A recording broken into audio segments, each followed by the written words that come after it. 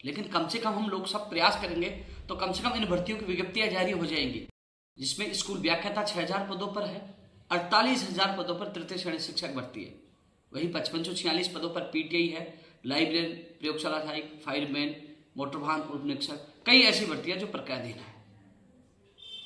इसके अलावा 1 लाख भर्तियों का वर्गीकरण होना। आपको और हमें भी पता है कि जो 1 लाख भर्तियों का वर्गीकरण होकर विज्ञप्ति जारी होगी, मुझे नहीं लगता कि अधिकतर भर्तियों की परीक्षा ये सरकार चुनाव आचार संहिता से पहले करा पाएगी।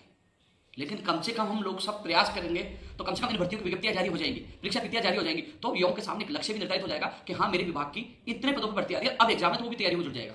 कुल मिलाकर हम सबको प्रयास करके 1 लाख उनका वर्गीकरण करवाकर कि कौन सी विभाग में कितने पदों पर भर्ती आएगी, उसकी विज्ञप्ति जारी करवानी है, कैलेंडर जारी करवाना भर्ती परीक्षाओं का। इसके लिए हम सबको मिलकर लड़ना होगा। साथियों, कर्मचारी चयन बोर्ड की मैं बात करना चाहूंगा। अध्यापक भर्ती परीक्षा को मैसेज कर रहे हैं।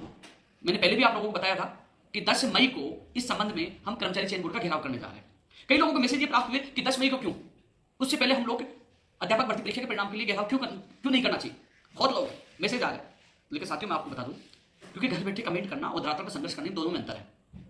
अगले वीक तक, जहां तक मेरी जो जानकारी प्राप्त हुई, जहां तक मैंने अधिकारियों से बात की है, अगले वीक तक आपत्तियों पर काम चलेगा। एक्सपर्ट जो भी हैं, जो आपत्तियां निस्तारण करने में जो बोर्ड कार्य कर रहा है, तो उसमें अगला वीक लग सकता है। उसके बाद मुझे लगता है उसके अगले वीक तक परिणाम को लेकर स्थिति स्पष्ट हो गई, क्योंकि 10 तारीख को हम लोग इसलिए चुना है कि अगला वीक मानो आपत्तियों का निस्तारण कर दे तो उसके बाद हम तुरंत जाकर कहें कि परिणाम जारी करो, हम लोग दबाव बना सके। इसलिए साथियों 10 मई सोच समझ के चुना है। इसके अलावा साथियों, इस भर्ती परीक्षा के परिणाम के लिए और चाहे शुरू से विज्ञप्ति जारी करवाने, हर चीज के लिए हमने प्रयास किया है। लेकिन एक चीज मैं आपको बता दूं, मुख्यमंत्री प्रमुख सचिव और सचिव कुलदीप राठा जी और आरती डोगरा जी से मैंने मुलाकात की थी कि साहब, जब 25 अप्रैल को चेयरमैन साहब ने कहा कि हड़ताल की वजह से परिणाम में देरी होगी, तो साथियों एक हमारा प्रयास सफल हुआ है कि कर्मचारी चयन बोर्ड छुट्टी के दिन भी काम कर रहा है और अतिरिक्त लोगों की व्यवस्था की गई है। जो लोग हड़ताल में चले गए उनकी जगह और लोगों को लगाया गया है। तो ये कर्मचारी चयन बोर्ड की एक अच्छी पहल है और धन्यवाद देना चाहूंगा सीएम को, अधिकारियों को, जिनके सामने मैंने बात रखी और उन्होंने इसमें विचार किया।